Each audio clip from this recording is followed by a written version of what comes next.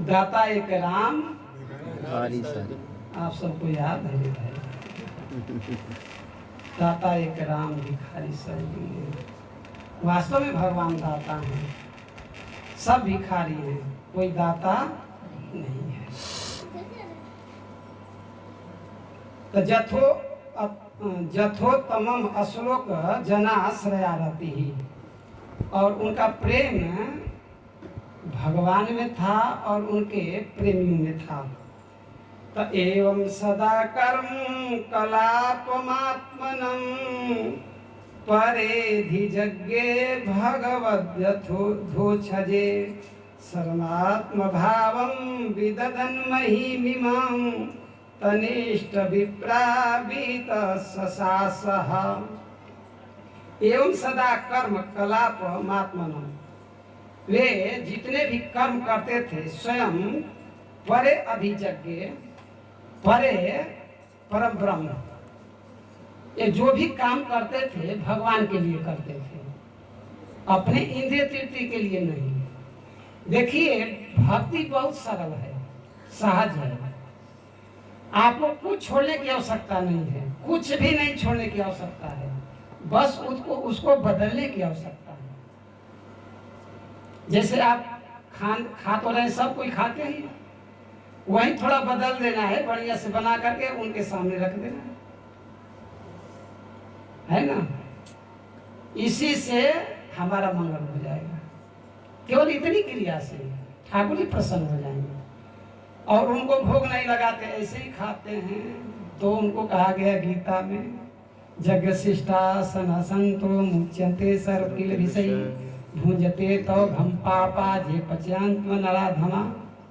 आज हम लोग बड़े शौक से बच्चे को सिखाते हैं, पापा कहो पापा। अब पापा का अर्थ ही नहीं समझते हैं हम लोग, पापा मतलब क्या होता है।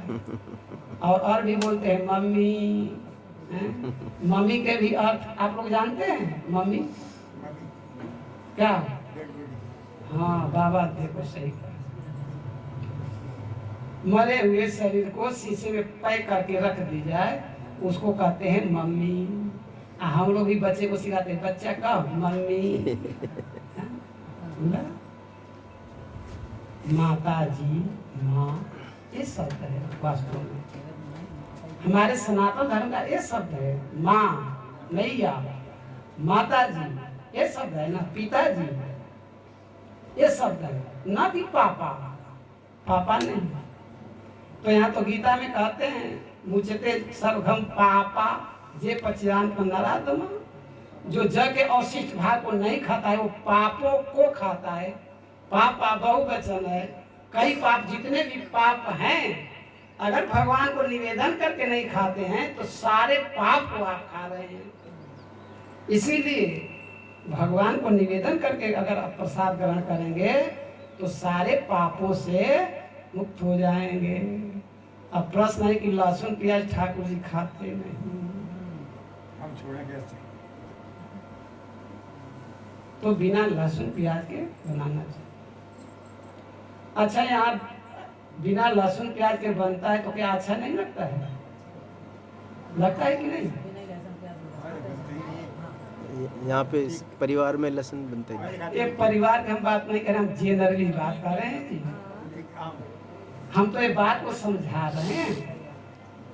आदमी कहते हैं अरे टेस्ट नहीं आता है। ठाकुर जी का भोग जो प्रसाद देते हैं, क्या टेस्ट नहीं आता है? बहुत आता है। एक धारणा बन गई है।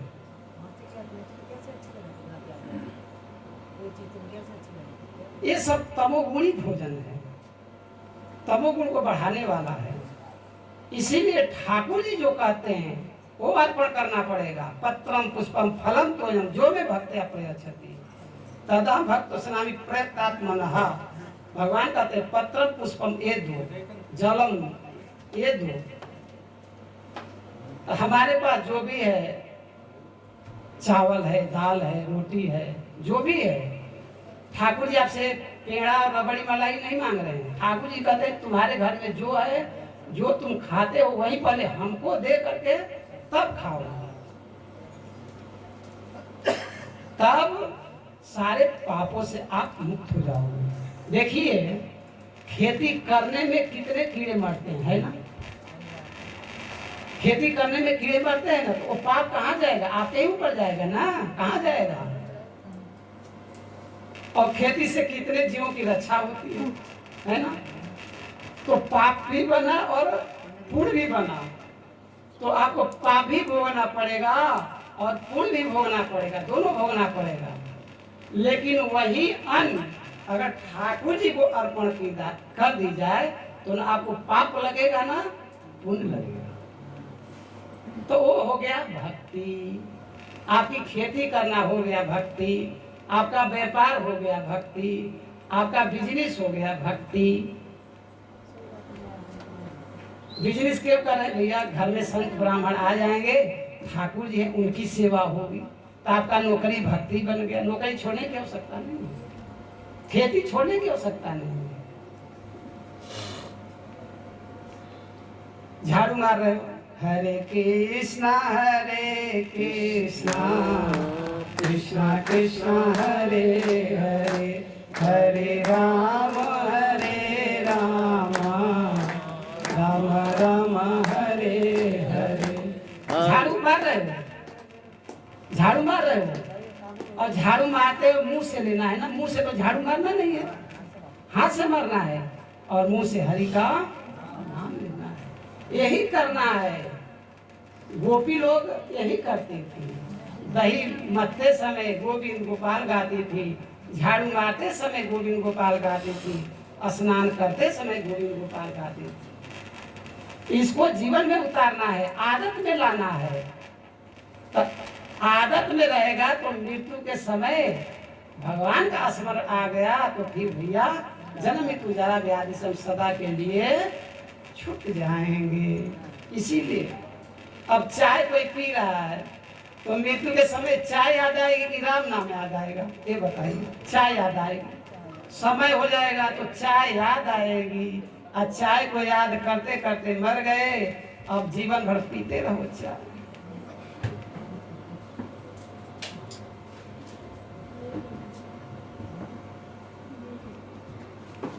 तो जिसका चिंतन रहेगा जीवन में, मृत्यु के समय वही है।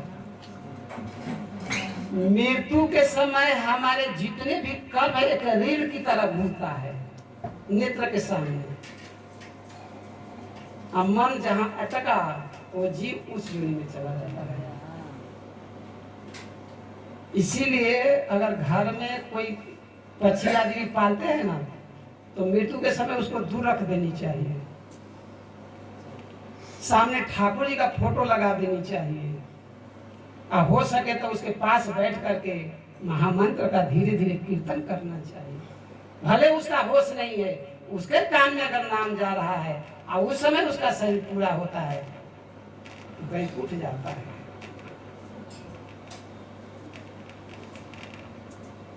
तो ये सरल तरीका है। इसीलिए ये कलयुग में विशेष छूट है। ये केवल साधन कलयुग जीवों के लिए है, सतयुग के लिए नहीं है, द्वापर के लिए नहीं है, त्रेता के लिए नहीं है, केवल कलयुग के लिए है। कलयुग केवल नाम आधार, और कोई साधन का नहीं संस्तुति की गई है। हरे नाम हरे नाम हरे नाम ही हो केवलम, कलऊ नास्ते व गति अनन्यथा। केवल हरि का नाम, केवल हरि का नाम, केवल हरि का नाम। चहु जुग चहु श्रुति नाम प्रभाव, कली विशेष नहीं आन उपाऊ। पूछना है तो गोसाई जी से पूछ लीजिए, कैसा क्यों कर रहे हैं? हम तो जग करेंगे, हम तो तप करेंगे, हम तो ध्यान करेंगे। तो गोसाई करते रहो, कल्याण होने वाला है। नाम के अलावा और कोई उपाय नहीं। इसीलिए नाम का आश्रय लेनी चाहिए। तो परे अधिजगे भगवत अधोच्छजे। वो जितने भी कार्य करते थे वो केवल परम ब्रह्म भगवान के लिए करते थे और अपने इंद्रिय तृप्ति के लिए। कपड़ा नया लाए, ठाकुर जी के चरणों में डाल दिए, पहनिए कपड़ा। मिठाई लाए, ठाकुर जी को पहले दे दीजिए, पाइए। कोई भी वस्तु लाइए, अरे जैसे अपने बच्चे के लिए लाते हैं ना, वैसे ठाकुर जी को बाजार गए तो कुछ लेते आए भाई। घर में लाला है ना, बाल कृष्ण है ना, उनके लिए थोड़ा लेते चलो। गिरिराज जी में एक गुंजा माली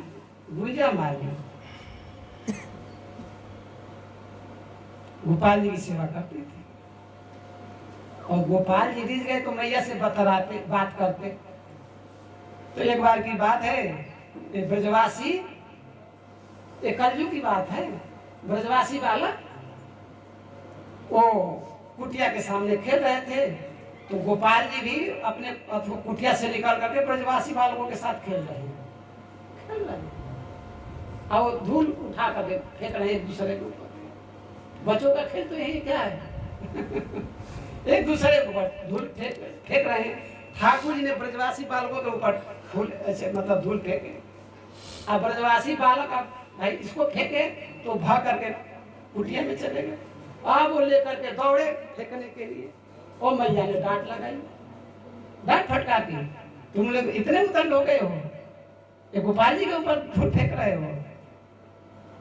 चले गए तो मैया ने भोग लगाई ठाकुर जी के सामने।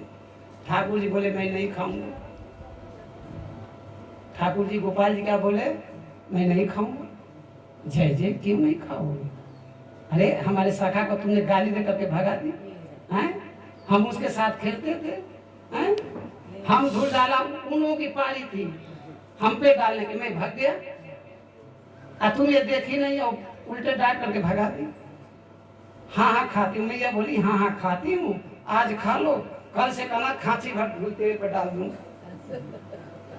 इसी से प्रसन्न हो तो एक टोकरी ढोल उठाऊंगा डाल दूंगा तेरे पर, खा लो। बोले ना खाऊंगा।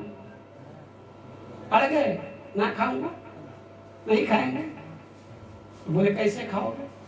तो ठाकुर जी गोपाल जी बोले हमारे सखाओं को बुलाओ, उनको खिलाओ तब मैं खाऊंगा।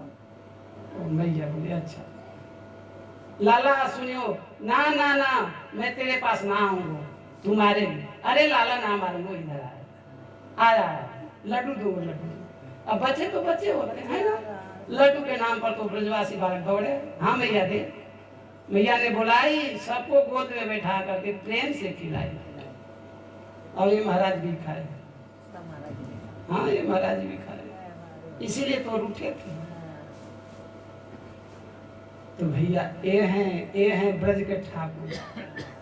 एक बार करके तो देखो, करके देखो, जो करते हैं उनको पता चलता है। एक सच्ची घटना है, गिरिराज जी में कथा थी, तो कानपुर से कि लखनऊ से लोग थे, ब्राह्मण परिवार ही थे, और वो मैया के लड़के नहीं है, लड़कियां हैं, लेकिन वो गोपाल जी को ही अपना बेटा मानते। हाँ एकदम हृदय से। आप कहीं द्वारिका की तरफ वो यात्रा में गई थी, गोपाल जी को अपने बेटा को लेकर के बेटा ही मानती है, और लड़कियां भी भाई मानती हैं। वो सब गई थी वहाँ कथा में। आप गए, आप लोग गए थे वहाँ? वो लोग आई थी। अच्छा, गिरिराज की बात है। हाँ जी। और वो मैया की गोपाल जी का जो था ना वो टोकरी, वो गाड़ी में एक ट्रेन में छूट गया। बाद में मैया को ध्यान है, अरे हमारा बेटा कहाँ रह गया। मैया रोने लगे, फोन लोग किए जहाँ गेस्ट हाउस में जहाँ रुके थे वहां तो नहीं है। लोग बोले नहीं यहाँ, सब खोजा रहा है, कहाँ गई। और गाड़ी वही खड़ी है, 5 घंटा तक गाड़ी वहां खड़ा रहा है। 5 घंटा सिग्नल नहीं मिल रहा है। देखिए मैया रो रही, पूरा स्टेशन में हलचल मच गया। साथी करें कि अरे चल, बोले मैं नहीं जाऊंगा, तेरे को जाना है तो जा, मैं अपने बेटा के साथ आऊंगा। अब फिर वो लोग उधर गए तो गाड़ी वही खड़ी है, वहां गए तो वही ठाकुर जी पड़े हैं। मैया ली, हृदय से लगाई। वो लोग बता रहे थे 5 मिनट के बाद ही गाड़ी को सिग्नल मिल गया, गाड़ी चली गई।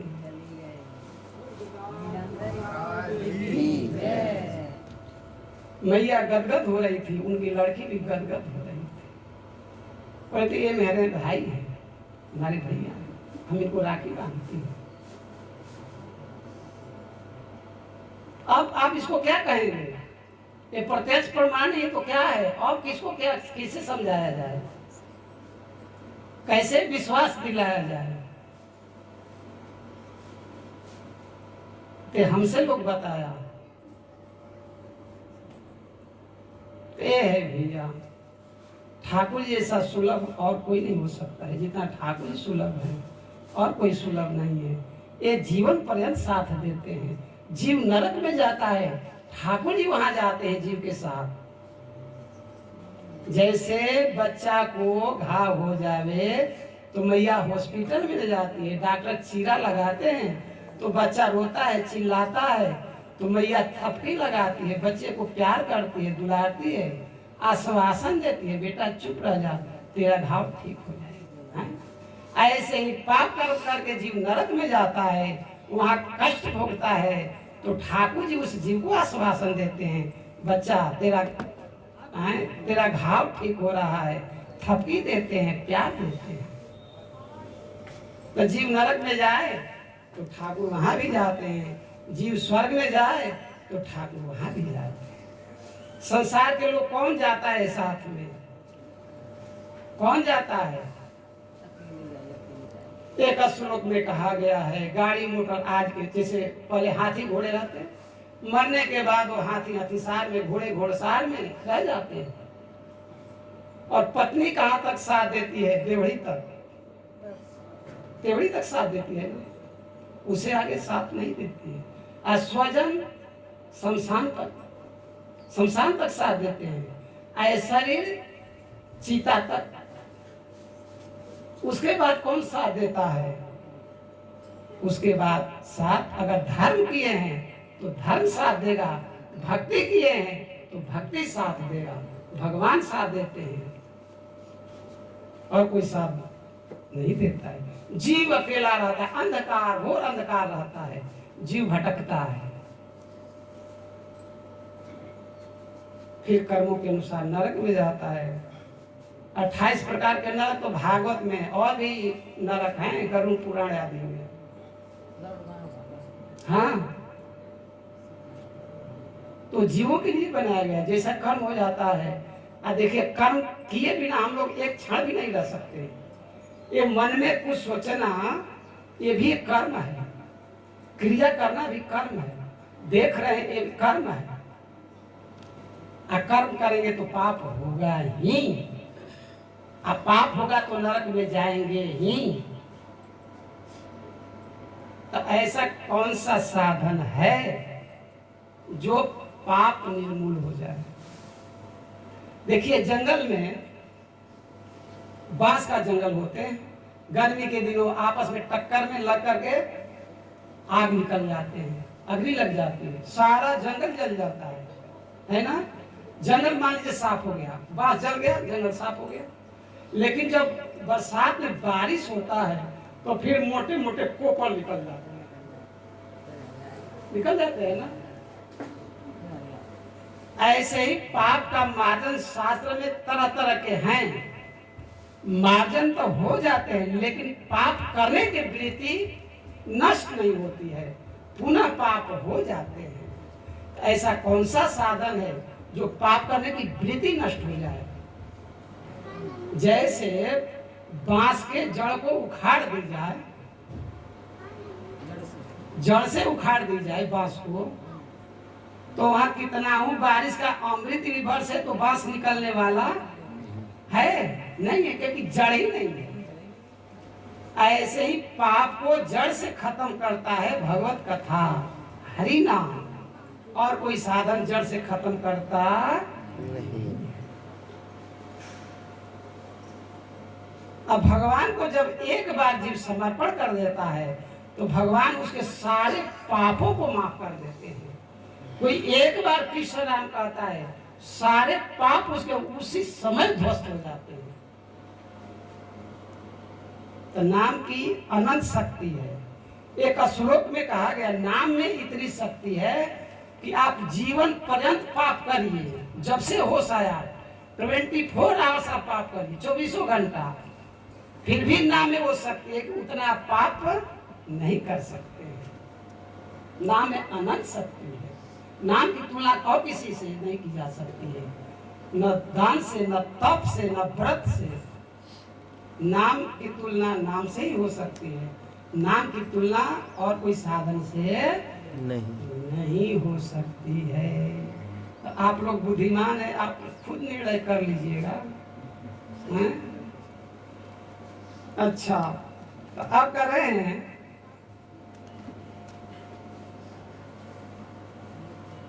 भैया आ गए, कथा को विराम दे।